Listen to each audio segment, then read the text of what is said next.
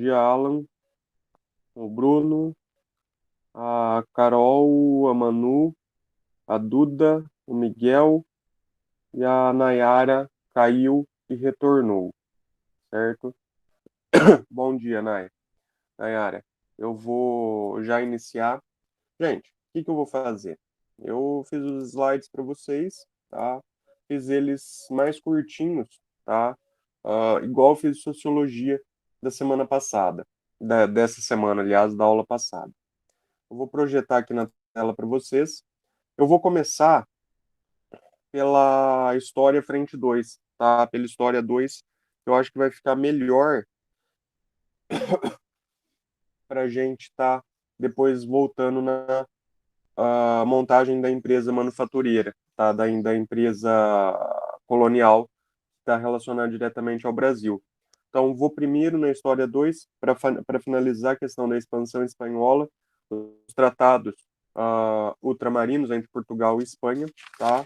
E a questão das consequências da expansão comercial. Isso é bastante tranquilo, bastante rapidinho aí, tá? Vou falar para vocês, vou explicando. Coloquei algumas palavras-chave no slide, então deixa eu projetar já aí para vocês.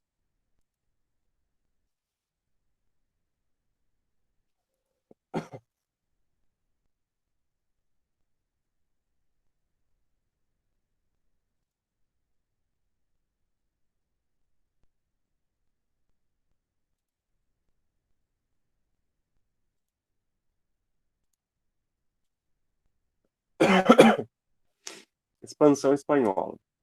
Galera, a primeira coisa que eu acho muito interessante falar para vocês, ó, esse tiozinho aí da foto, tá?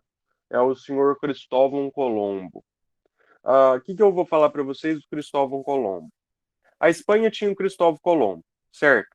E nós tínhamos o infante Dom Henrique, quando nós pensamos na questão de Portugal e a tecnologia das grandes navegações. Vamos lá, de um pequeno. Primeiramente, se nós observarmos os dois países que começaram primeiro a expansão comercial no continente europeu, nós vamos observar que foi Portugal e em seguida Espanha. Porém, se nós compararmos os dois, nós vamos observar simplesmente que a Espanha, ela começou tardiamente quando ela foi comparada a Portugal. Simplesmente porque ela tinha alguns problemas internos, principalmente quando nós pensamos nesses problemas internos relacionados à formação do Estado Nacional. Conforme eu comentei na quinta-feira passada com vocês, nós observamos simplesmente que Portugal foi o primeiro país europeu a ter a consolidação da formação do Estado moderno. Eles, quando Portugal é comparado com outros países, nós observamos simplesmente que ele é pioneiro nessa formação do seu Estado moderno, tá? Chamada formação dos Estados Nacionais. Então a Espanha, ela vai se formar um pouquinho depois de Portugal, tá? O que que a gente vai observar? Por que que eu falei para vocês que Portugal tinha o infante Dom Henrique e Cristóvão Colombo, e a Espanha tinha Cristóvão Colombo? Simplesmente porque a Espanha, a partir do século XIV, XV, quando ela vai se lançar em mar, né, quando ela vai se lançar ao mar, nós vamos observar que ela vai contar com a experiência do genovês Cristóvão Colombo. Cristóvão Colombo navegava para a Espanha, porém, ele era natural de Gênova. E Gênova, galera, quando a gente pensa Gênova e Veneza, vocês não lembram da questão das rotas comerciais mais antigas que haviam naquele local, tá? Rotas comerciais do Mediterrâneo, coisa e tal. Então eles conheciam bastante o mar quando nós pensamos nos navegadores genoveses. Beleza. Cristóvão, ele vai dar uma força para a Espanha, tá? E nós vamos observar que quando Cristóvão Colombo chega na América, simplesmente Portugal e Espanha vão chegar a um consenso para estarem dividindo o novo mundo, tá? Uma vez que Portugal também já tinha se lançado ao mar e eles vão assinar todos os tratados para estarem dividindo o novo mundo. O que eu vou comentar com vocês também? O Cristóvão Colombo, ele vai chegar no ano de 1492 aqui no continente americano. Para ser mais específico para vocês, na ilha Guanahani, tá? Na América Central, no ano de 1492. Mesma forma que o Cabral achou que tivesse chegado nas Índias, Cristóvinho também achou que tivesse chegado nas Índias. Porém, ele deu de frente ali com a América Central e não chegou às Índias. Ô, galera, e observa simplesmente, né? O que eu gosto de colocar aí para vocês? Num período onde muitos acreditavam que a Terra era plana, ainda tem pessoas que hoje acreditam na teoria da Terra plana, cada um com seus problemas, né? Mas vamos acreditar basicamente aí no que é mais no que é mais acreditado pela ciência, né? Vamos dizer assim. Então, o que acontece? Tanto o Cristóvão Colombo quanto o infante Dom Henrique, o Pedro Álvares Cabral, todos esses navegadores mais experientes, nós vamos observar simplesmente que eles sabiam, né, que a Terra era uma esfera. Nós não temos nenhuma esfera aqui na minha mesa para mostrar. Putz, podia ter trazido alguma bola. A gente vai observar que para eles o mundo já era uma esfera. Enquanto muitos acreditavam que eles chegariam a um determinado ponto e o navio cairia para o nada, porque a Terra era quadrada, né? Eles pensavam nessa questão da Terra redonda e alguns desses grandes navegadores chutavam que tivesse um outro continente, tá? Eles acreditavam, coisa e tal, tivesse um outro continente. E também, o que acontece? Eles acreditavam que você fazendo a volta no círculo, você também poderia chegar às Índias, ao atual continente asiático. E, de fato, se você observar você fazendo a volta, né, no globo, você consegue chegar do outro lado, de boa também. Então, por isso que eles expandiam para todos esses lugares. Nós vamos observar simplesmente, né, todas as ideias que nós temos referente à navegação e à conquista do Novo Mundo. E percebam o seguinte detalhe: quem vai assinar os tratados, gente, quem assina os tratados de divisão do Novo Mundo é simplesmente Portugal e Espanha. Porém, vocês percebem que existem diversos outros países no continente europeu, né? Porém, quem assina primeiro simplesmente é Portugal e Espanha. Gente, vocês querem perguntar alguma coisa? Deu para entender? Não deu? Pode deixar os slides desse jeito que estão. Vocês querem que faz slide maior? Tá de boa, senhor. Tá bom. Tá bom? Tá de boa, senhor, deu pra entender sim. Não, beleza.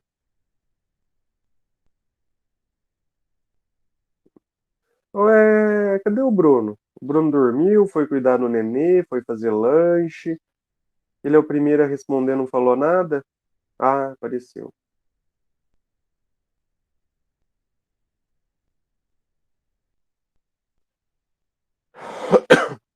Galera, a gente vai observar, né, conforme eu comentei com vocês, simplesmente nós vamos observar a questão referente aos tratados.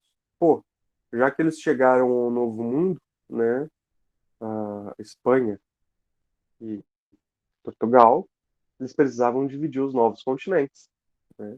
A gente observa simplesmente a questão da divisão dos novos continentes aqui, né? O primeiro tratado de divisão dos continentes vai ser o tratado chamado Bula Intercoeteira. O que eu acho bastante interessante quando nós pensamos na questão do tratado da Bula Intercoeteira. Nós vamos observar simplesmente que vai ser estabelecida a divisão do Novo Mundo, e nós vamos observar a presença da Igreja Católica dentro da organização desse tratado. O que a gente observa, né, dentro dessa questão, com a participação da Igreja Católica, a questão relacionada diretamente também à ideia, quando nós temos a participação da Igreja ali, nós temos a ideia do grande poderio, né, que a Igreja desempenhava nesse exato momento. A Igreja Católica, dentro desse exato momento, ela era extremamente poderosa, tanto que ela organiza o Tratado da Bula Intercoeteira. Quando os dois países, né, ibéricos, começam a disputar a questão referente aonde cada um poderia dominar sem que o outro não enchesse o saco. Aonde, não sei o que, não sei o que, não sei o que. Eles catam, né? E com a ajuda do Papa, eles dividem todas as terras. A primeira linha que vocês observam aqui, tá? Galera, aqui é o mapa, tá? Mais parecido com o nosso hoje, possivelmente. Aqui nós temos a Península Ibérica, mais para baixo, Portugal, mais para cima, Espanha, tá? Não tá dando para ver a Grã-Bretanha aqui, mas enfim, tá legal aqui para vocês enxergarem. O que eu quis dizer aquela hora, né? Seguinte, o pessoal saía daqui, né? Eles faziam circunnavegação no continente africano para chegar aqui, beleza? Só que o que acontece? A experiência dos navegadores, eu acreditar, eles, cadê ela? Certo, tá aqui. Eles acreditavam que você pode sair daqui, certo? Cadê a setinha? Achei. Você pode sair daqui e vir para cá. Como o negócio é circular, você vai vir para cá, tal, você vai aparecer do lado de cá. Beleza. Só que eles contavam com isso, eles saíam daqui, pum, América Central, né? Que foi o que aconteceu com o Colombo a primeira vez, tá? Então ele saiu daqui, tal, pá, deu de topo na América Central. Então a gente observa simplesmente todas essas opções e relacionando também aí ao acreditar do planeta ser redondo, certo? Aqui, turma, a gente vai observar simplesmente que o Tratado da Bula Intercoeteira, né, ele dividia o Novo Mundo entre Portugal e Espanha, tá? E a gente vai observar que as terras a oeste, né, as terras a oeste, a 100 léguas da ilha de Cabo Verde, sentido oeste, elas seriam da Espanha.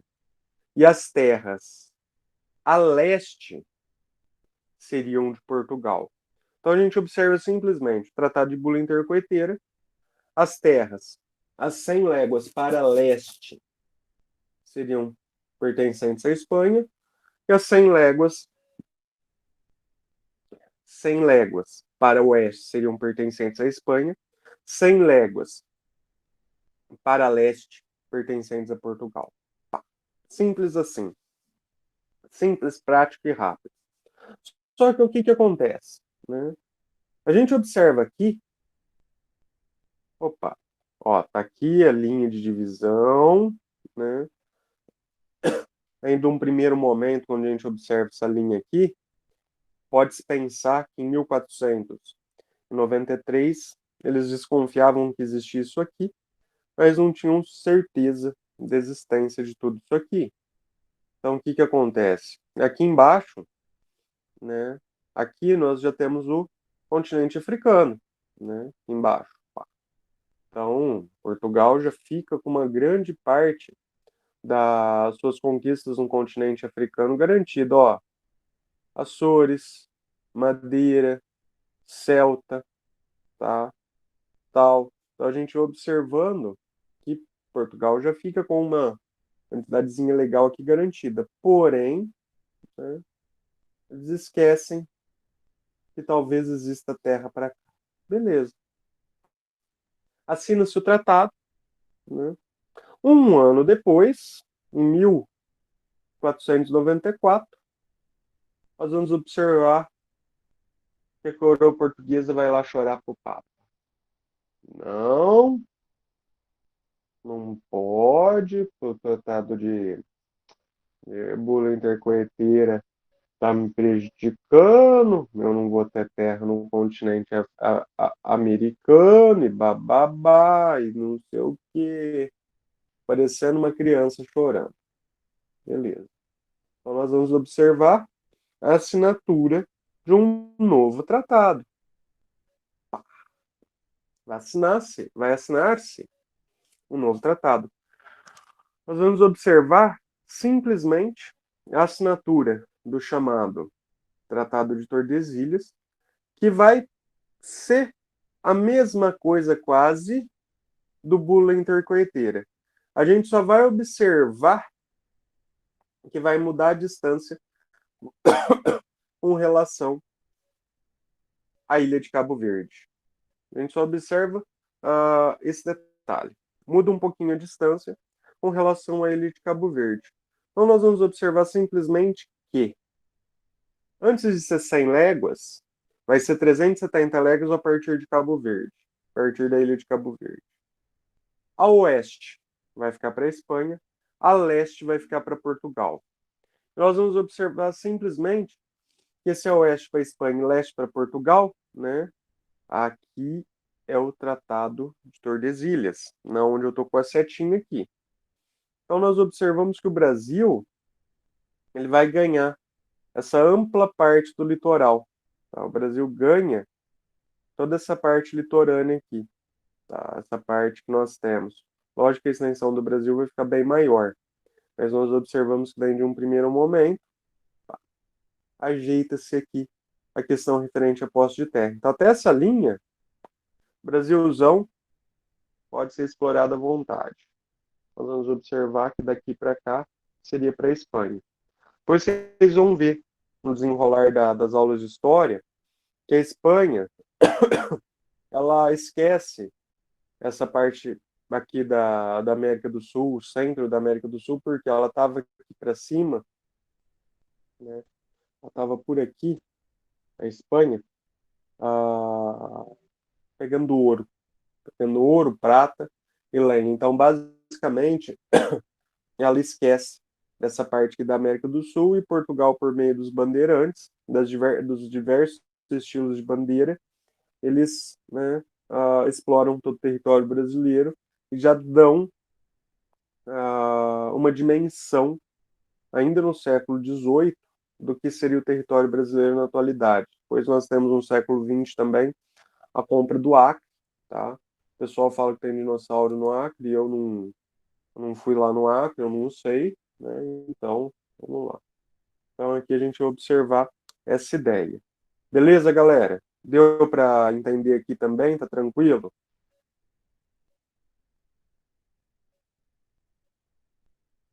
Tranquilo, senhor. Você sabe que eu estou olhando esses mapas aqui, né? Ontem eu conversando com uma pessoa, a pessoa xingou eu. Xingou eu não, falou numa boa que eu dei pouco exercício. Vocês sabem que eu gosto de desenhar, né? Eu gosto de vocês desenhar, né? Manda vocês desenhar mapa para mim, né? Com a linha dos dois tratados, a ilha de Cabo Verde sendo identificado, tudo certinho, tudo bonitinho. O que vocês acham? Pensa bem nas suas ações, hein? Oi, Bruno. Pensa bem nas suas ações, atividades possíveis aí. Nossa, Queria deixar Nossa. claro que queria comentar sobre algo, mas não vou me pronunciar. não, pode se pronunciar, dona Carol. Pode se pronunciar. O Paulo, eu acho que hoje ele tá revoltado. Eu acho, o Paulo fala por mim. O Paulo hoje eu acho que ele tá bravo. Porque eu aproveitei aqui que tinha uns 3, 4 sim, né? Falei, opa, já vou olhar esse sim aqui no chat. Já vou falar que eu vou dar um mapinha para eles desenharem, que eu tenho certeza que eles vão ficar bravos. Ô, gente, faz tempo que eu não dou mapa mental para vocês, né? Nem precisa voltar com essa ideia, senhor. Senhor, lembra que você falou que se a gente não gosta, você não ia dar mais? Gente, eu tô tirando sarro de vocês, tô zoando vocês. Já tá até aqui marcado os exercícios da frente 2 que vocês vão fazer pra mim. Tranquilinho, semana passada eu dei um só, lembra? Eu passei a introdução do Brasil Colônia, da expansão portuguesa e tal. Vim correndo rapidinho, passei bastante coisa para vocês. Agora eu tô passando os detalhezinhos que faltam. Então, separei só 2 exercícios para vocês, de todos que eu li. São os 3 ali que eu gostei, tá? Então, eu só tô zoando. Não vou dar mapa mental, nada para vocês, não. Não vou fazer vocês desenhar o mapa. Pelo menos aqui no exercício, não. Referente Nem fora do a exercício. referente à linha Professor, de marcação da Tordesilhas e Bolinha Intercoeteira. Fala, Bruno. no Tratado de Tordesilhas, teve a presença do Papa? Teve também, teve também. O que acontece nessa época, Bruno? A igreja, ela acabava sendo muito poderosa, né? Nesse exato período que nós estamos falando. A igreja, ela vai perder um pouco do seu prestígio, um pouco do seu poder, né?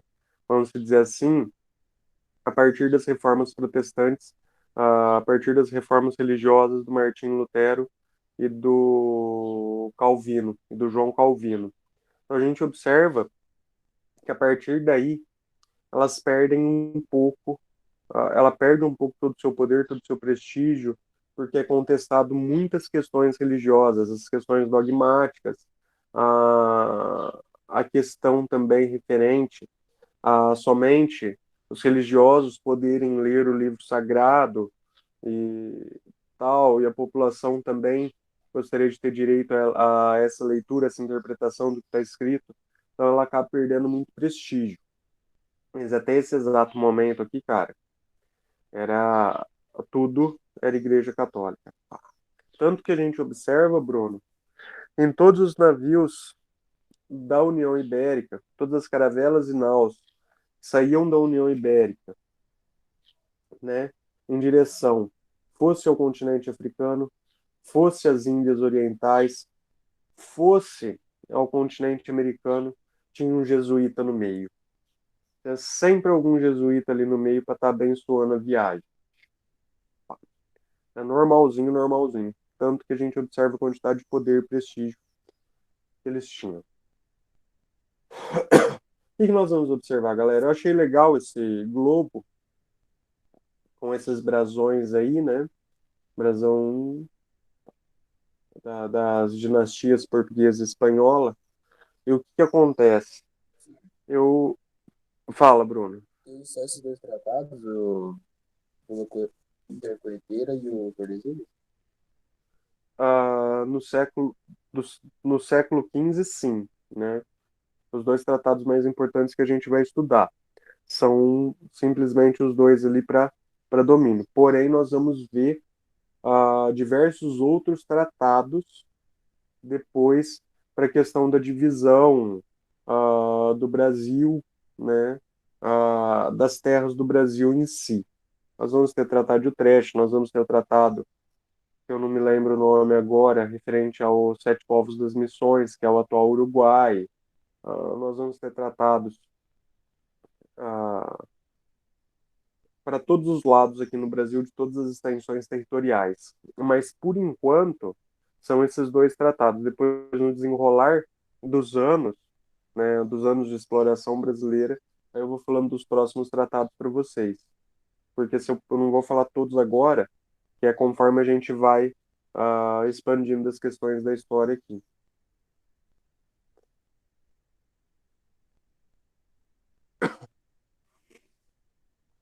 Galera, vamos lá.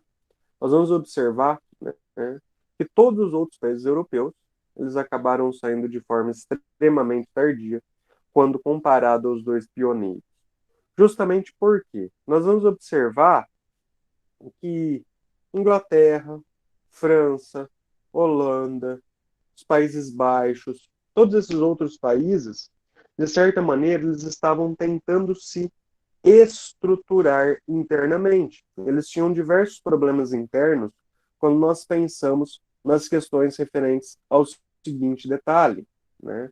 Eles tinham diversos problemas internos. Quando nós pensamos nas questões referentes a um item, eles estavam formando os seus governos. Eles estavam saindo lá atrás do sistema feudal e reorganizando toda a estrutura de governo sua dentro daquele exato momento. Nós observamos simplesmente que a formação dos Estados nacionais ela acaba por demorar um pouquinho mais nesses países. Beleza. Quando nós observamos essa demora um pouquinho maior na questão da formação dos Estados nacionais dos outros países do continente europeu, nós vamos observar automaticamente que Portugal e Espanha não vão aceitar fazer acordos com os países que se lançaram ao mar tardiamente, uma vez que Portugal e Espanha já tinham organizado e dividido para si, né, para os dois ali, toda a ideia da posse de terra dos novos continentes, toda a ideia das posses de terra do novo mundo, tá? Então a gente observa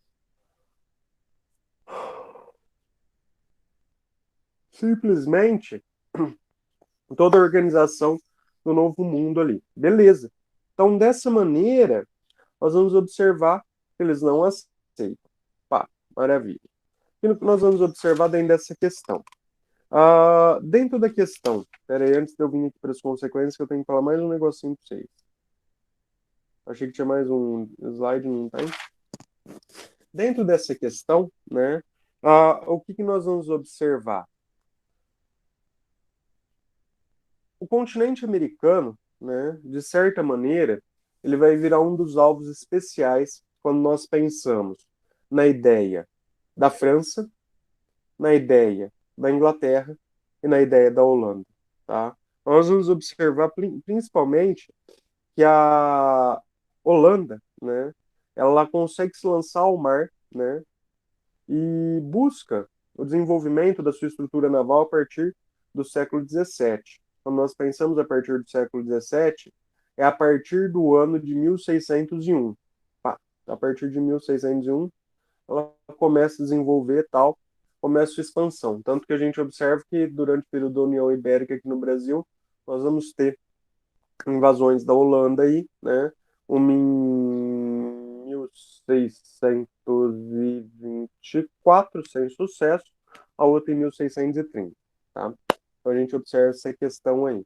Nós vamos observar também, né, que os ingleses, de certa maneira, eles começam também a sua navegação a partir do século XVI, tá? E os franceses, eles vão contestar o Tratado de Tordesilhas, invadindo o litoral brasileiro, principalmente a questão ali da área do Rio de Janeiro, contestando a posse das terras e vão criar a chamada França Antártica ali no Rio de Janeiro. Beleza? Isso, né, ainda no século XVI. Beleza, galera? Ó, consequência da expansão marítima. O que eu vou falar para vocês aqui de consequência da expansão marítima? Nós vamos observar simplesmente a questão do deslocamento econômico, ou seja, nós vamos observar que vai haver a mudança do eixo econômico, da rota comercial das coisas que traziam grana para os países daquele exato momento. O que acontece? Né? Eu podia ter colocado um mapa aqui para mostrar para vocês, acabei esquecendo. Nós vamos observar simplesmente que, né? Nós vamos observar simplesmente que havia, né, a questão do mar Mediterrâneo.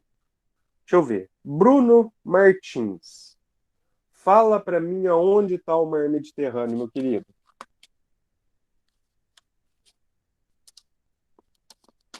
E aí, Bruno?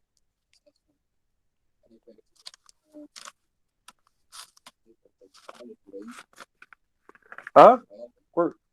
Na Itália? Não sei se é perto eu penso que isso. Na Europa. Tá. Tá. Se eu falar para você que... Vermelho, sei lá. Tá. Paulo, agora deixa eu ir pro Paulo. Aonde está o mar Mediterrâneo, Paulo? Ou o Paulo tá dormindo? É, Bruno, eu acho que o Paulo cochilou. Se ele cochilou já já, ele vai me xingar. Onde que é o mar Mediterrâneo, Paulo?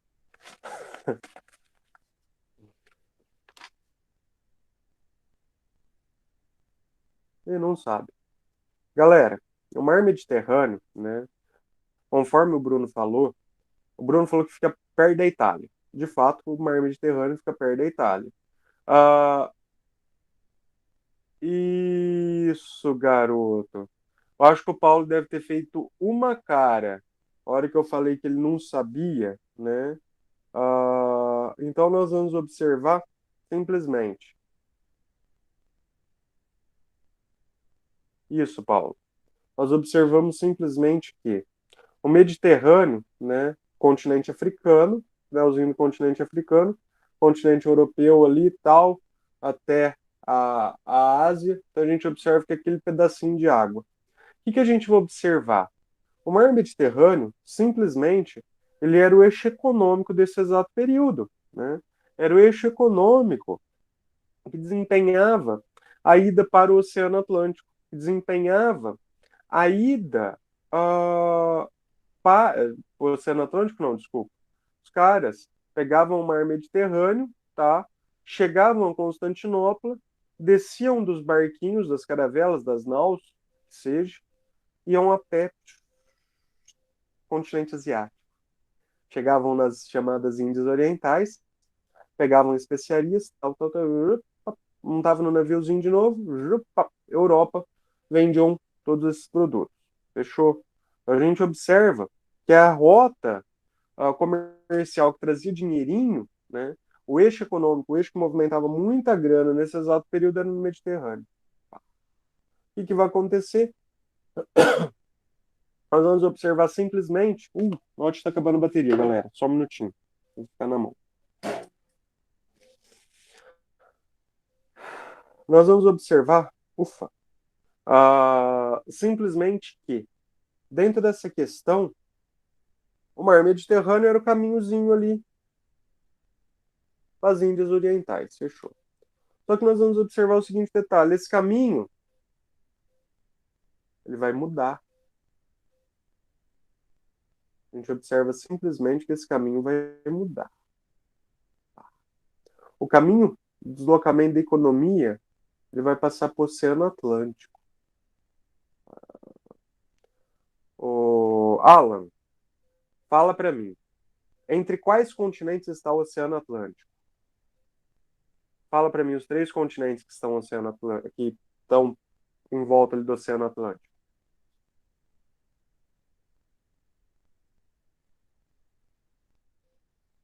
Nossa, Alan.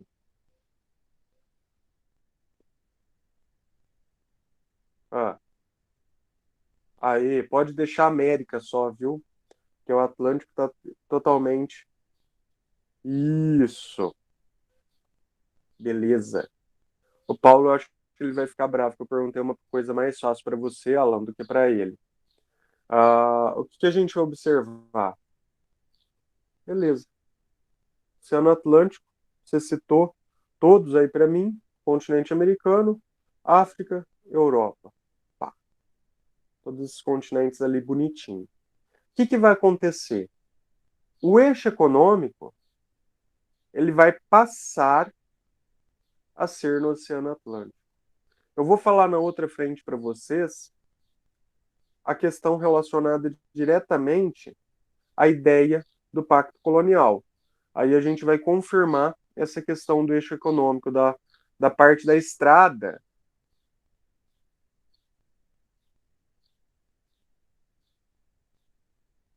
Ai, Paulo, não faz isso não, Paulo, que todo mundo erra. E a gente está aqui para corrigir o erro do pessoal, tá? Por favor. O... Então, o que acontece? Nós vamos observar simplesmente a ideia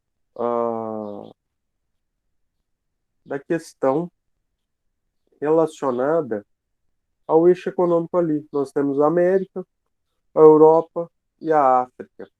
Nós temos automaticamente também o Atlântico, ele sendo utilizado, né, para as rotas comerciais dentro daquele exato momento. Tá? A gente tem ele ali utilizando para sair para as Índias Orientais. Fechou. Nós vamos observar a criação das companhias de comércio. O que é essa ideia das companhias de comércio? Né? A gente vai observar que a companhia de comércio simplesmente são frotas de navios com pessoas extremamente capacitadas, né? Pessoas com grande conhecimento do oceano, com grande conhecimento de navegações, que vão estar utilizando esses barquinhos para irem buscar mercadorias, fossem especiarias, fossem escravos, fossem mercadorias no continente americano. Tá? Fosse no continente americano, fosse na parte da América do Sul ou na parte da América Central, dentro desse primeiro momento. A gente vai observar que simplesmente, né, a ideia ali relacionada à grande, né, a questão do sucesso das companhias de comércio, porque muitas vezes elas acabavam não só sendo patrocinadas pela coroa, pelo governo de cada país, mas nós vamos observar que sempre havia o patrocínio de terceiros, sempre havia o patrocínio da burguesia ali dentro daquele exato momento. Quando nós pensamos na questão referente às companhias de comércio, tá? Quando nós pensamos nas questões referente à ideia da busca de comércio para outros locais, para outras questões ali ao longo do tempo, tá? Então nós vamos observar esse detalhe. O item número 4. Nós vamos observar que quando os espanhóis chegam no continente americano, né, a primeira coisa que eles acham está relacionado aos metais preciosos, né, e o contato com os povos nativos dali, que simplesmente trocavam os metais preciosos com eles a troco de bugiganga. Pá. Nós vamos observar, né, a questão referente ao seguinte: a produção manufatureira, né, na Inglaterra e na França. O que acontece? Como a Inglaterra e a França elas vão lançar tardiamente ao mar, nós vamos observar simplesmente a ideia referente ao seguinte: eles não vão ter muitos locais para colonizar, né, tal ainda para saírem. Eles vão acharem uma outra forma de acúmulo de capital. Enquanto Portugal e Espanha acham no mercantilismo essa questão de acúmulo de capital, nós vamos observar que a Inglaterra e a França eles começam a investir em manufaturas a partir do século XV, do século XVI. Eles começam a investir em manufatura e, além de manufatura, eles começam a investir também em manufatura. Eles começam a investir também na questão relacionada à agricultura, as melhores técnicas de agricultura ali dentro do continente. Então, nós observamos que eles começam esses investimentos. Enquanto Portugal e Espanha estão preocupados com o mercantilismo, a Inglaterra e a França começam a investir em manufatura e também em melhores das técnicas agrícolas para também conseguirem acumular capital. 3, 4 séculos depois, nós vamos observar, né, quem saiu tardiamente na expansão marítima, mas chegou primeiro como líder econômico. Né? A gente observa ali no século XIX, né, final do XVIII e início do XIX, quem era a potência mundial nesse exato momento, que era a Inglaterra. Tá? Só estou fazendo uma comparação aí para vocês. Beleza, galera? Ó, deu para vocês entender? Por favor, façam questionamentos aí.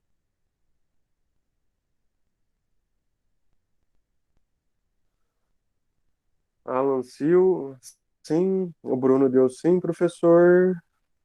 Tá.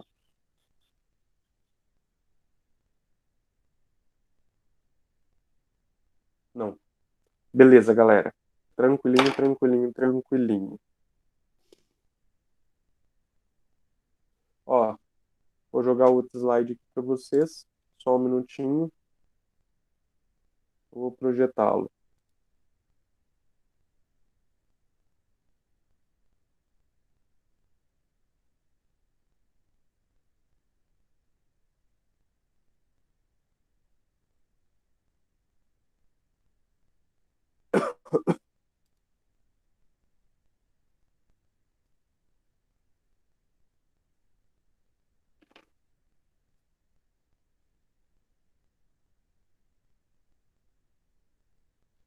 Isso daí é a história 1. Essa é a história um, Bruno. Beleza. História um, primeiro tema. É o que eu comentei contigo ontem. Cadê o slide?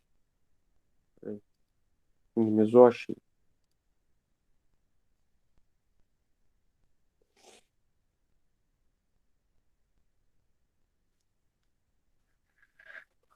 Quem mais tá aqui? O Arthur tá aqui, tá dormindo, ele tá quietinho, não viu o pronunciamento dele ainda hoje. E aí, Arthur? Bom dia. Fala alguma coisa, Arthurzinho. Tá aqui, senhor. Você tá bravo já. Bom dia. Melissa, Nicolas. Não, cara, ele é um cara sério, um cara íntegro, sem zoeira. Ah, vocês falaram que ele tava namorando. Eu acho que você comentou, Bruno. Ele tinha começado a namorar. Quando voltar às aulas, não vai poder mais zoar o Arthur?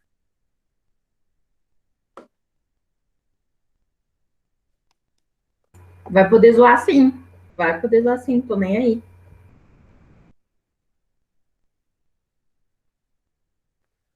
É, Alan?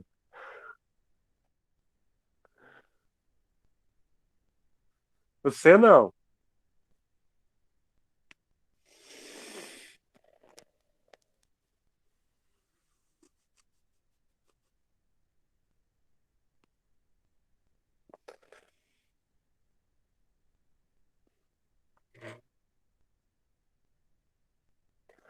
Turminha, vamos lá.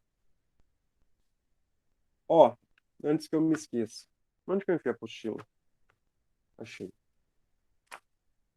Ó, história frente 2, exercícios que depois o pessoal xinga eu que eu coloco mais tarde os exercícios. O Bruno adotou um bichinho e colocou no rosto. O Alan tá com um bigodinho fininho.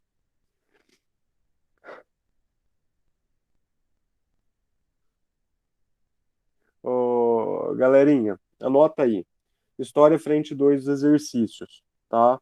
Página 69, exercício 3 e 4. Fechou? Senhor, fala de novo, meu fone caiu. Falo, Bruno. História, página 69, exercício. Eu vou digitar aqui para vocês. Vou digitar no chat do PC que eu acho que é mais fácil. Pera aí. Então tem que desmontar o celular aqui, pegar ele na mão.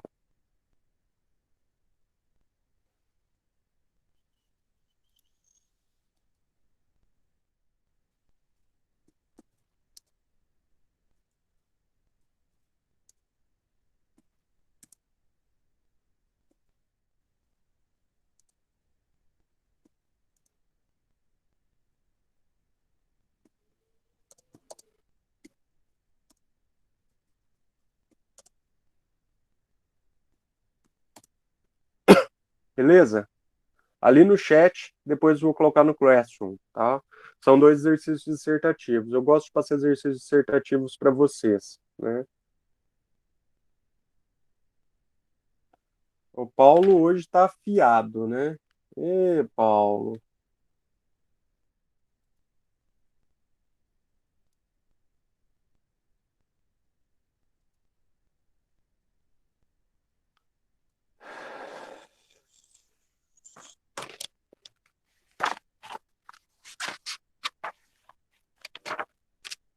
Galera, a questão da montagem do sistema colonial aqui tá tranquilinho.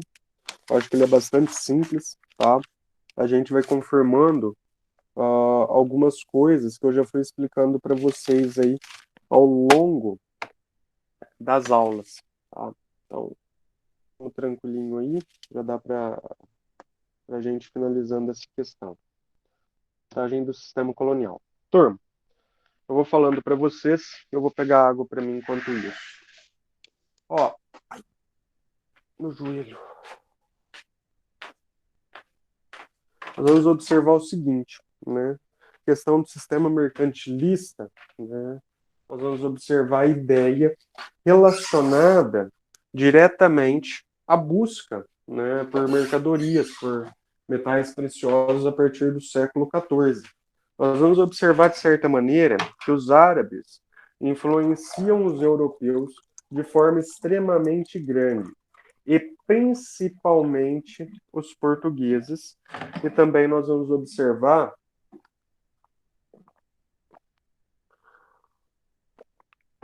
um grande incentivo sendo feito para os espanhóis quando nós pensamos na ideia referente ao mercantilismo, tá?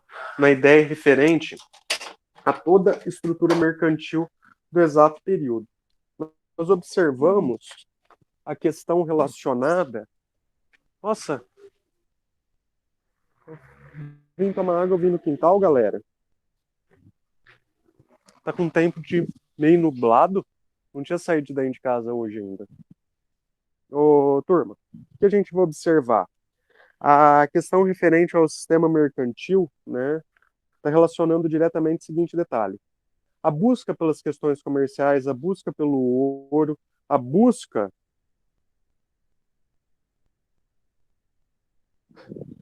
O que é... Ah, Paulo, eu vim pegar água e eu saí um pouco de dentro do meu quarto. Eu abri a janela, não Você tem que falar tá... que nem blogueiro, Por quê? fazendo um tour pela sua casa. Depois, outro dia eu faço um tour pela minha casa. Aqui eu tô no quintal. Coqueiro, atrás de mim tá os dois carros, tem dois carros. Deixa eu ver, dá para ver o Gol. Se eu for um pouquinho mais para trás, tem o meu carro que vocês sabem, meu carro de uso mesmo. Montando, para lá tá a cozinha da minha mãe, para cá tá a casa. Se eu for, eu não posso entrar dentro da cozinha dela, que ela me xinga. Tem para entrar na cozinha dela tem que entrar de máscara. Eu tô de boné, não teria problema, mas tem que entrar de máscara. Eu tenho que é sério. Eu tenho que limpar o pé e tenho que colocar a luva. Então eu vim até aqui no quintal. Tipo isso?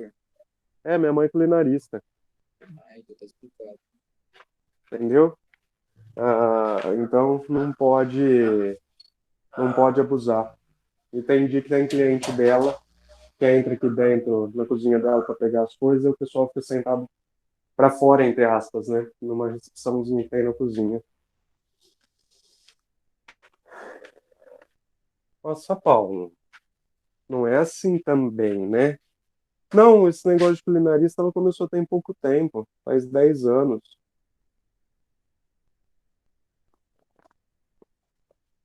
Entra na cozinha dela sem estar trocadinho pra você ver. Aí tem dia que ela faz você colocar aquele sapatinho ridículo, que eu não sei o nome, aquele sapato de plástico feio pra cacete. Os cozinheiros usam. Isso! Isso, esse negócio feio aí.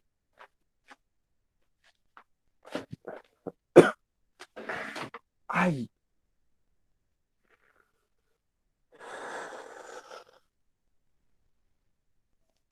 Meti o pé no joelho. Não, meti o joelho na escrivaninha. Aqui na gaveta.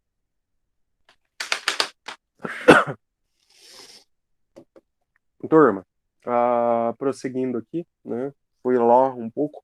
Rodei, tá nublado aí também, com cara que vai chover.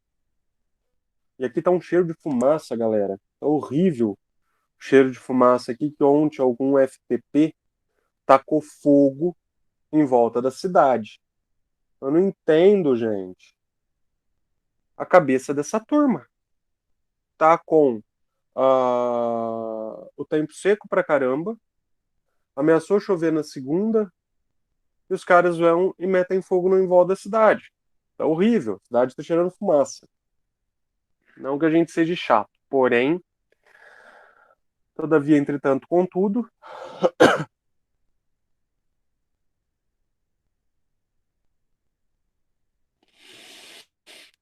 sem comentários aí na área. Olha, criançada sem ter o que fazer. Oi, Bruno. Professor, o pior é que, tipo assim, eles estavam bêbados. Aí, eles entraram lá por baixo, sabe? Aí, o Bruno Foster, ele pichou o nome dele na parede. Sem E agora vai comentários. dar problema pra ele, né? Porque não pode pichar o cemitério assim. Foi um monte de túmulo que picharam. Nossa senhora. Bom, vai fazer o quê, né? Cada um sofre as consequências das suas atitudes. E lenha, né? Ó, galera, vamos voltar aqui, que depois vão entrar no meio da aula da Fernanda, que não fazia no começo, ela vai xingar eu. Né? Vamos lá, turma. Ô, Bruno, você ia perguntar alguma coisa, que eu tive a impressão que você ligou o microfone? Não, senhor, você falou que tá tendo fumaça aí. O povo faz justamente isso, queimados assim, no período seco, né? Sim, sim. Fica queimando as Apesar, coisas assim, daí é fogo, né? apesar que você pode perguntar para o Leandro, Bruno, aqui nós estamos em uma área de transição entre Cerrado e Mata Atlântica, certo? O Cerrado, essa época do ano, ele pega fogo naturalmente. Porém, ele pega fogo a hora que começa a armar tempo de chuva, que começa a dar raio, né? Que o Cerrado está muito seco, começa a dar raio, pega no solo, tal, o solo está com mato seco, então pega fogo no Cerrado. Beleza, só que aí já está armando tempo de chuva, já vem a chuva, e rapidinho vai controlando o fogo, igual acontece na savana africana. Pô, mas não tá formando tempo de chuva, nada ainda, tal, tá nublado e os lazarentos colocou fogo. Desculpa que não podia falar palavrão pra vocês. Desculpa. Então nós vamos observando toda essa questão. Olha, Nayara, poderia nevar. É bem legal. A questão de neve é gostoso o tempo que fica com a neve. Fica bem geladinho. Não fica esse calor insuportável que estava ontem. Ontem estava, sinceramente. Então, senhor, mas falou assim que em algumas regiões de São Paulo pode até nevar, né?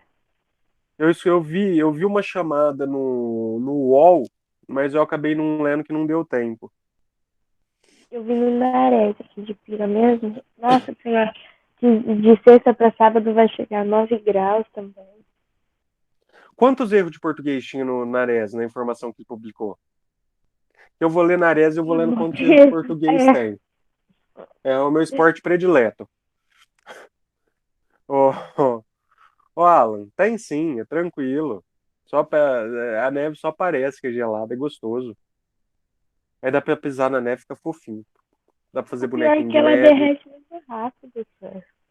derrete. Derrete sim. Você já foi, senhor, para algum país fora aí? A minha tia mora em Manchester, Inglaterra. Já fui programado, senhor. Também. Eu conheço Gramado, conheço Campos. Basicamente, Eu sul a gente, peguei neve lá em Gramado quando eu fui. a gente conhece também Buenos Aires e uma regiãozinha ali próxima a Buenos Aires. Então é gostoso essas questões aí. Na Inglaterra, época do frio, que seria essa época do ano que está terminando, né? Também, não, ao contrário. Essa época do ano que nós estamos com o frio terminando. Na Inglaterra, está começando a querer virar o tempo para em novembro, dezembro começar a nevar. Também é gostoso pra caramba. E lá é o contrário daqui, né? Hemisfério norte, hemisfério sul. Então a gente observa, é gostoso esse contar toda essa questão ali. Galera, vamos lá, senão a tia Milene vai xingar eu. Não, Paulo, você falou que é só não sair de casa. Lógico que tem que sair de casa, é gostoso. Gostoso fazer bolinha de neve, tacar um no outro, tal. Tá? Ó, então a questão do mercantilismo, né? A questão da estrutura, do comércio, coisa e tal. E nós vamos observar a estrutura da montagem da empresa manufatureira. O que a gente observa que é a estrutura da montagem da empresa manufatureira. Nós vamos observar simplesmente a questão do chamado pacto colonial. Quando nós observamos a ideia do pacto colonial, gente, nós vamos observar um triângulo no Oceano Atlântico. Por quê? Sai de Portugal, passa na América, deixa a mercadoria, né, vai para o continente africano, carrega de escravos, volta para a América, deixa os escravos, pega a matéria-prima e volta para a metrópole. Nós vamos observar que simplesmente a metrópole é ela que fornece tudo quanto é produto industrializado para a colônia. Não interessa, no caso de Portugal, que não era Portugal que produzia as manufaturas em sua grande maioria, era a Inglaterra, mas não tem problema.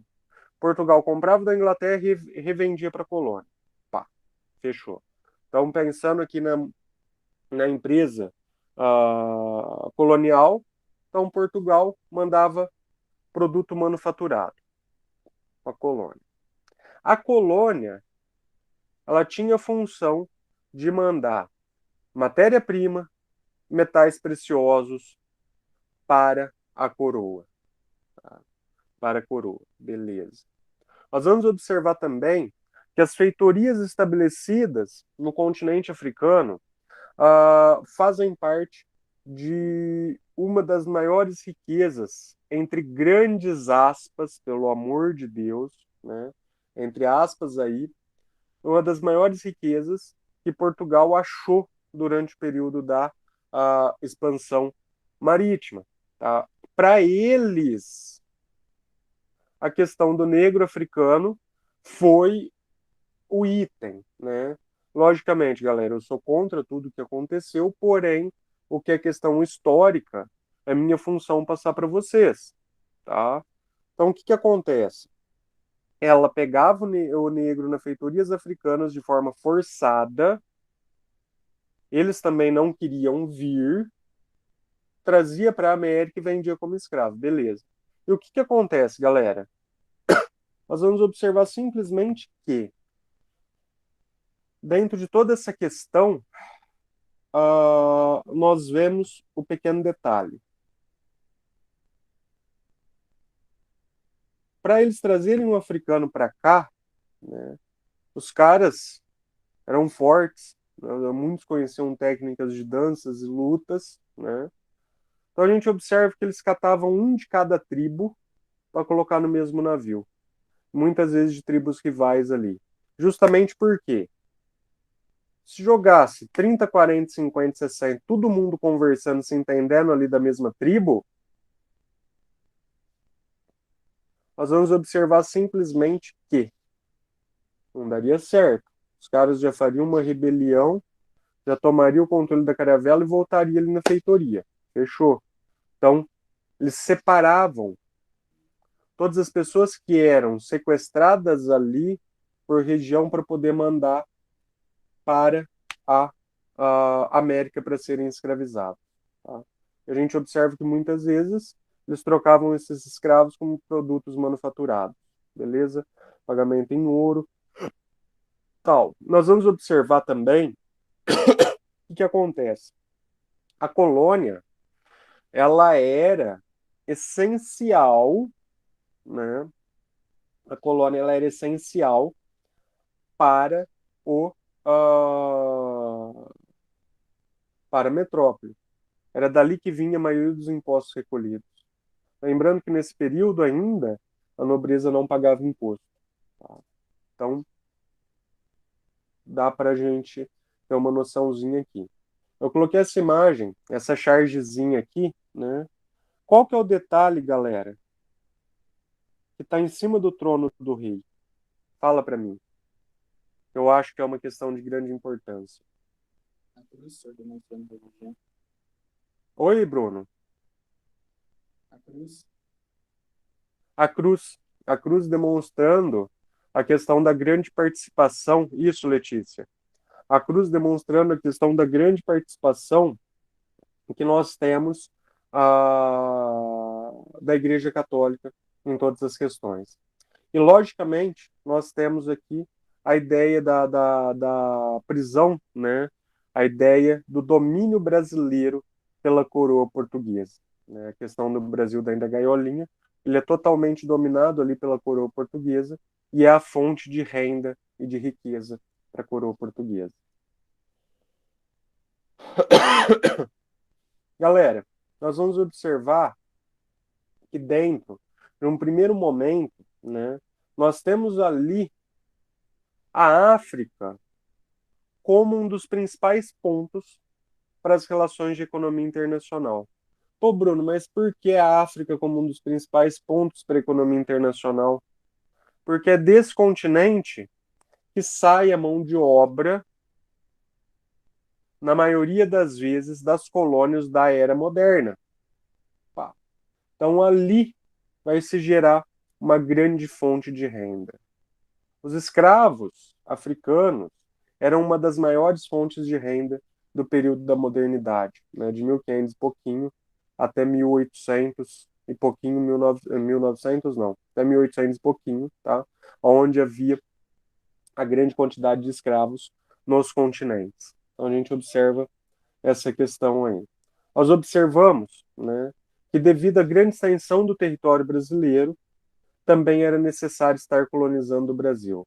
Depois, na frente 2, eu vou comentar com vocês, na frente 2 mesmo. Deixa eu ver.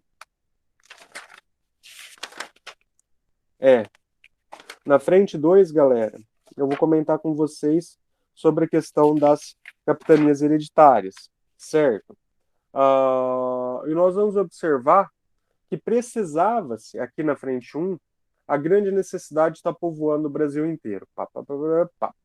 Está povoando o Brasil inteiro de norte a sul. Né? Não necessariamente o Brasil inteiro do tamanho que vocês conhecem hoje, mas naquela linha do Tratado de Tordesilhas, tá? Basicamente aqui, tá?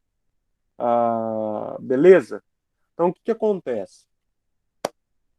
Era necessário, coroa portuguesa, estar escolhendo alguma coisa ali para estar colonizando a região. Era necessário estar povoando toda a região. Beleza. Nós vamos observar também, né, que ao longo dos séculos o Pombal vai contribuir pela questão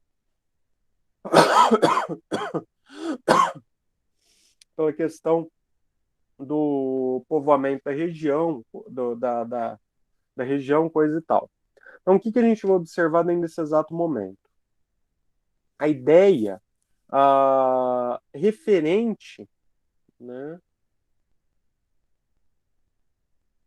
à escolha da cana-de-açúcar. Né? A escolha da cana-de-açúcar para estar trazendo pessoas para o Brasil. Né?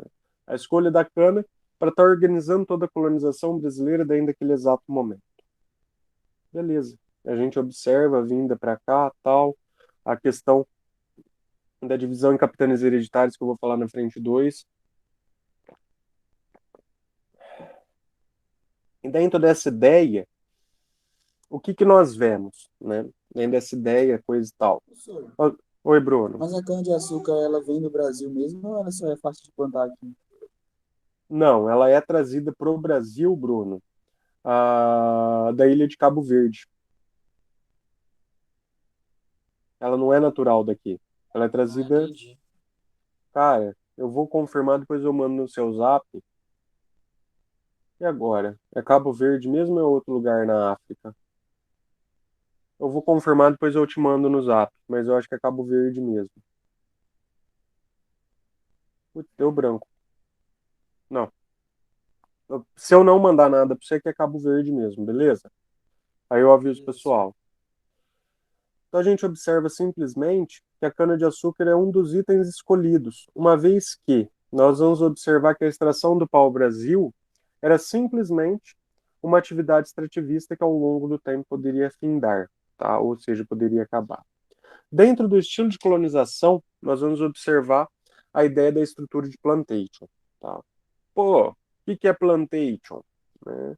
O que é plantation aí, galera? Quem fala primeiro? Vamos lá. Acorda, Alan. Acorda, Arthur. Plantação? Tá. Que estilo que é a questão de plantation, galera? E aí, Alan, Arthur. Extensivo, senhor, sem ser, tipo, pequeno, em pequenas comunidades, em grandes comunidades, sim. Tá, grande propriedade, ok. Sim. Ayla, Carol, Letícia, Manu. Eu sei que tem a ver com alguma coisa colonial, não tem, senhor? Ayla, tem também, Carol. É um sistema de produção, alguma coisa? Não, de Sim, exploração. é um sistema de produção, né? Ó, Ayla, correto. Uma plantação de uma coisa só. Sim. Grandes plantações, monoculturas. Isso, grande plantação, a Ayla falou monocultura de uma forma um pouquinho maior. Tá? Ela falou plantação de uma coisa só, é monocultura, pá, pá, pá, aceitável dos dois lados. Fechou. As duas ali acertaram. Melissa, Miguel, Nayara, Nicolas, Paulo tá bravo hoje. Miguel, Vitória, Miguel. Galera, o sistema de plantation, né? Simplesmente é o seguinte: o pessoal foi falando aí, alguma coisinha, todo mundo acertou sim, tá? O que a gente vai observar? A questão referente a uma grande extensão de terra, né? Uma grande propriedade, ou seja, um latifúndio. Só vai ter uma cultura. Ela não tem mecanização, né? Não tem maquinário trabalhando ali. E a mão de obra, nesse exato período que nós estamos estudando, vai ser escrava. Então, é a típica lavoura de cana-de-açúcar do Brasil. Grande propriedade, somente cana-de-açúcar. A questão referente ao trabalho, mão de obra escrava, tá? Ali. Então, a gente observa simplesmente a estrutura de a estrutura ali do latifúndio, a estrutura de um sistema de plantation. Beleza? Se eu perguntar o que é plantation, vocês vão saber, né? Sim. Nossa, voz de bravo, Bruno. Não, senhor. Tô bravo, não. Cadê teu irmãozinho? Tá ali chorando. Com a minha mãe. Galera, a organização do engenho de açúcar, né? A gente vai observar toda a estrutura que nós... Opa, não é esse. Que nós temos dentro de um engenho de açúcar. Eu coloquei esse aqui numa folha só que eu achei legal essas etapas aqui de baixo, né? Uma das formas de movimentar o engenho com roda d'água. O engenho também poderia ser movimentado por boi. Eu não coloquei nenhum de boi aqui. Não, tá? E aqui a gente vê simplesmente toda a estrutura das fazendas, né? As estruturas dos engenhos de açúcar do exato período. Então nós vamos observar simplesmente, né? Vamos começar do começo para eu ir falando para vocês. Questão aqui da Casa Grande, tá? Número 1. Opa. A Casa Grande, quando a gente pensa na ideia da Casa Grande, é a habitação do senhor de engenho e da sua família, né? É toda a habitação do senhor de engenho, a gente vai observar a ideia da Casa Grande, tá? Número 2, né? Extremamente importante quando nós pensamos na questão referente ao engenho, né? A questão relacionada diretamente à capela, né? Percebam a participação da Igreja Católica, inclusive nos engenhos brasileiros, tá? Então percebam a ideia da Igreja Católica, inclusive aqui nos engenhos brasileiros desse exato período, beleza? Então nós vamos observar essa ideia também, questão da Igreja Católica, ali e tal, coisa e tal.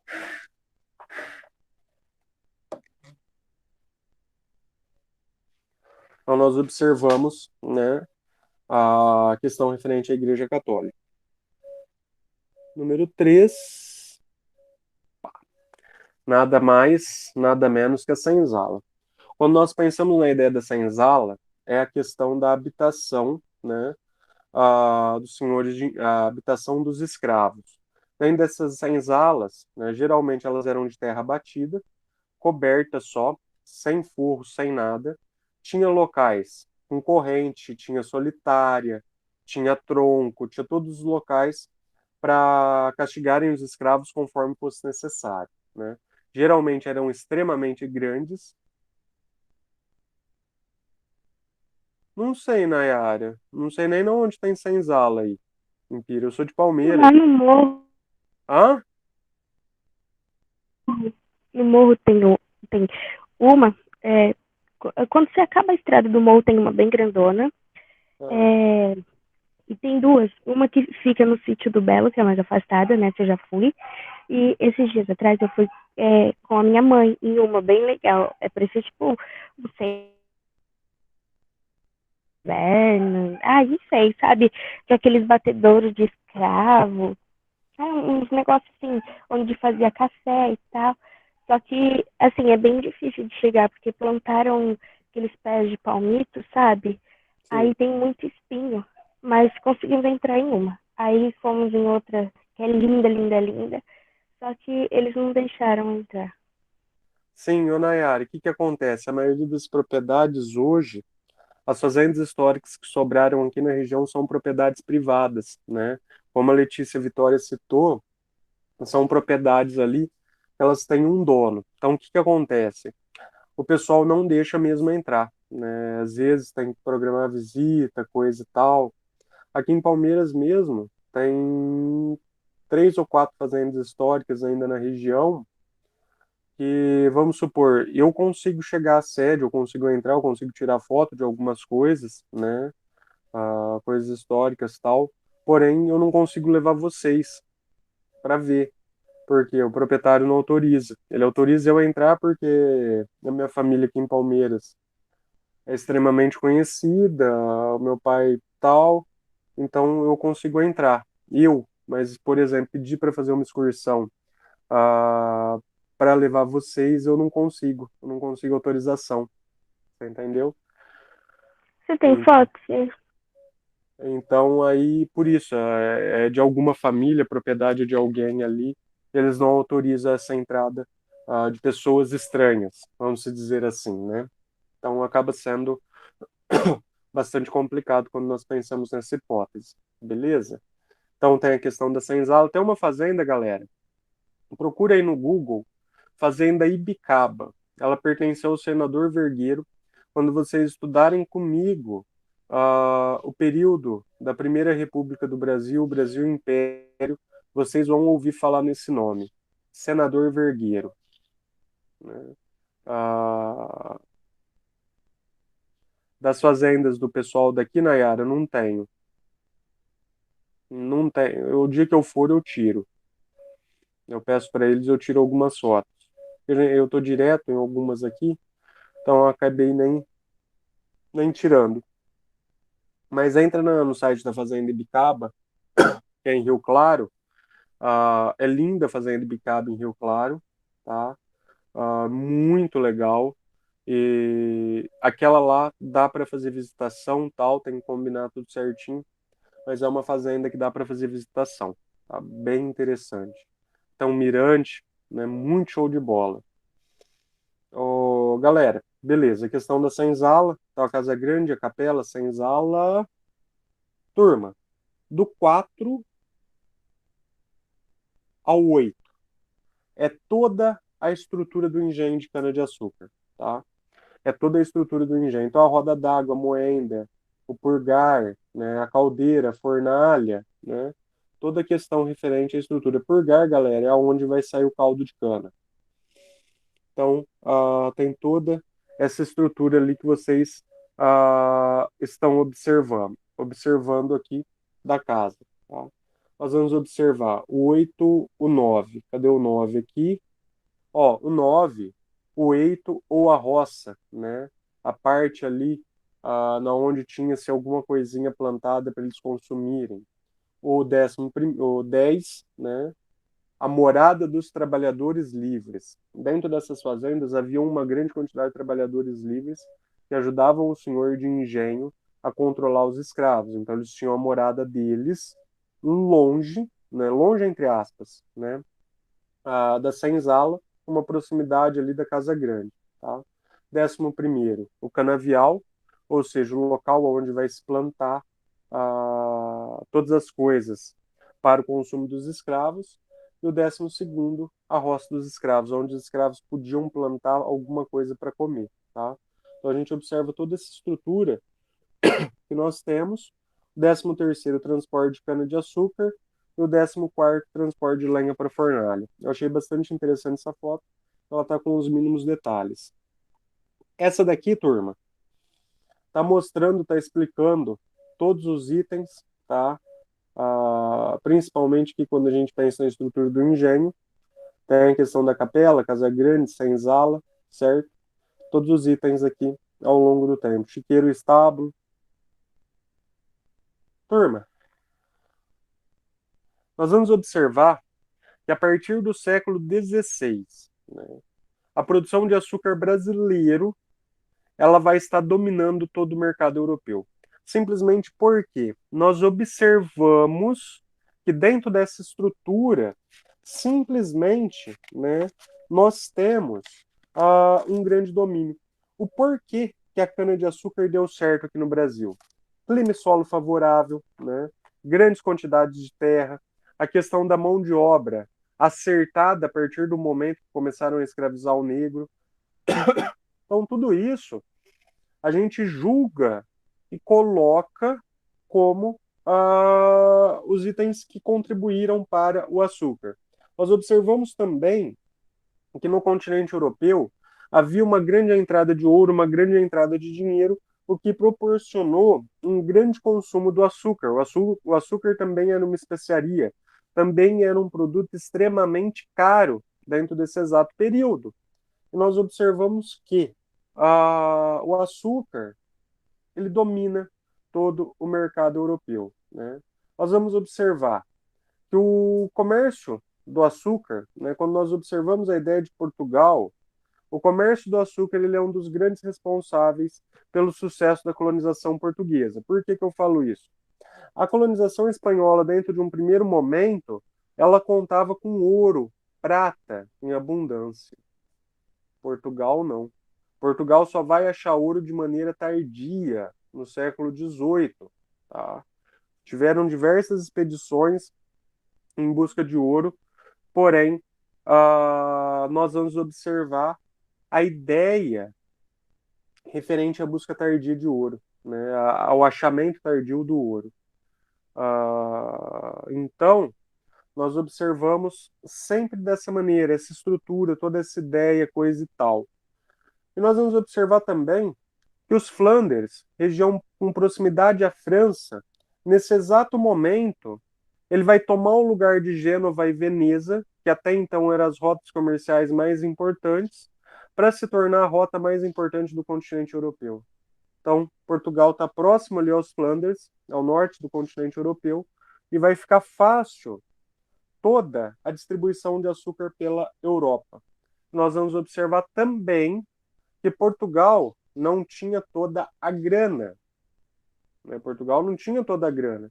Nós observamos outros países ajudando os portugueses no financiamento. Como, por exemplo, a questão relacionada diretamente aos holandeses, financiando algumas expedições portuguesas. Beleza? Galera, nós vamos observar a questão da decadência do comércio açucareiro brasileiro. Ele vai se dar do ano de 1580 a 1640, que é a existência da chamada União Ibérica. Eu vou explicar depois numa outra aula para vocês, provavelmente vai estar na frente 2 também, essa questão referente à União Ibérica. E o que acontece? Que nós vamos observar a ideia da União Ibérica. Nós observamos o seguinte detalhe: a União Ibérica é o período em que a coroa espanhola dominou Portugal, né? Até a revolta da da burguesia e aclamação do Dom João IV. Ponto.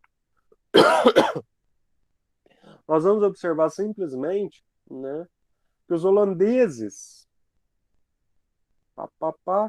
eles foram expulsos do Brasil no século XVI, mais especificamente na década de 1640. No século XVII, na década de 40 do século XVII. 1640 ali, na década, 1644, salvo engano. A gente vai observar que eles sendo expulsos do Brasil, eles queriam açúcar, eles precisavam achar outro lugar para produzir açúcar, né? O que vai acontecer? Eles vão achar, né, eles vão ter a posse e a colonização das Antilhas. As Antilhas, ela vai ter um clima também extremamente favorável, eles vão ter mão de obra, vão ter todos os fatores positivos para estarem contribuindo para a produção de açúcar. Beleza.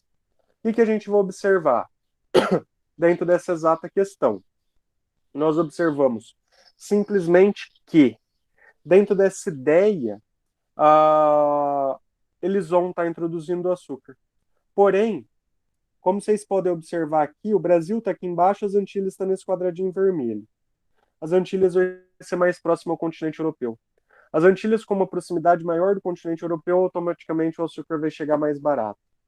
O açúcar chegando mais barato na Europa vai quebrar o comércio colonial brasileiro. E outra coisa, nós vamos observar, depois quando vocês estudarem comigo, vocês vão observar que durante todo o período da União Ibérica, o Brasil simplesmente ele foi alvo, né? Ele foi um grande alvo da questão relacionada aí, né, à busca, ele foi alvo de invasão por países inimigos da Espanha, justamente pela questão da expansão marítima, da expansão comercial, tudo isso que começa a acontecer a partir do século XVI. Quais eram os países inimigos da Holanda, da Espanha? Holanda, Inglaterra e França. Então a gente observa que simplesmente, dentro desse exato período da União Ibérica, o Brasil foi bombardeado por esses inimigos da Espanha. Galera, deu para entender? Tá de boa? Tá de boa, senhor, deu pra entender?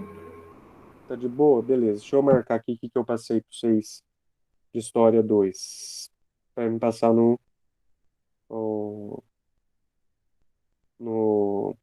Classroom. Página 69, 3 e 4. Beleza. Galera, História 1, eu vou digitar aqui para vocês, tá? Os exercícios. Deixa eu já marcar aqui. História 1. Página 15, apostila 3, tá? Deixa eu ver.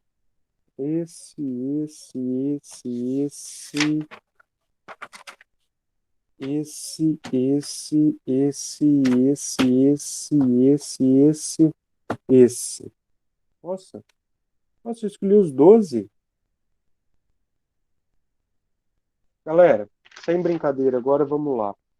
Ó, em História 1, tá? Já vou passar aqui para vocês. 7, tá?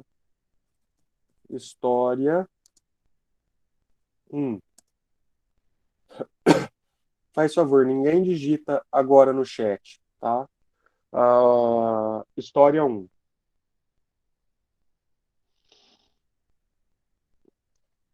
Ó, é apostila 3, tá? Página 15. Exercício 07. Fechou? Ó, exercício 7. Ele começa na 15 e acaba na 16. Beleza?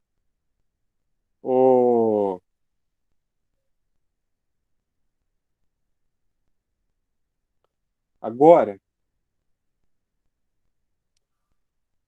página 16, exercício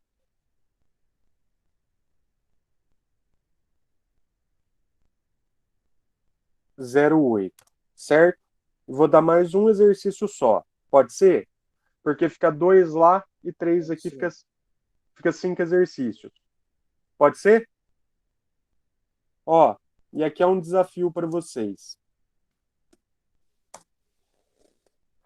Página 17, tá? Eu quero que vocês façam o exercício 12, que eu acho que complementa a explicação minha aqui. Fechou?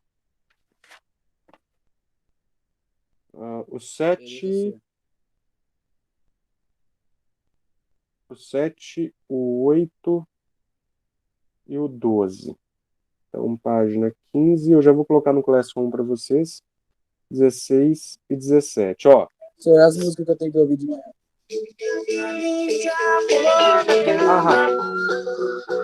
a tia Paula, como que chama a menina? Eu esqueci o nome dela.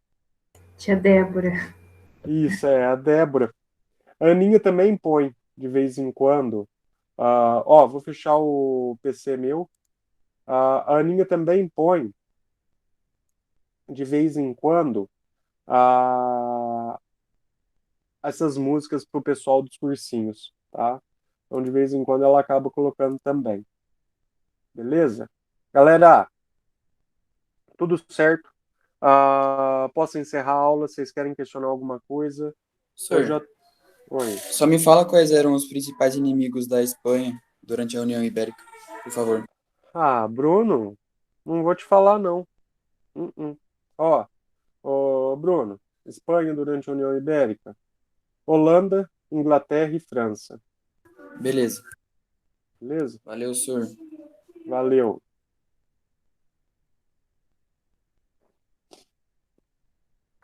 Falou, sir. Valeu. Falou, Falou, valeu. senhor. Obrigada pela Tchau, aula. tchau, gente. Obrigado.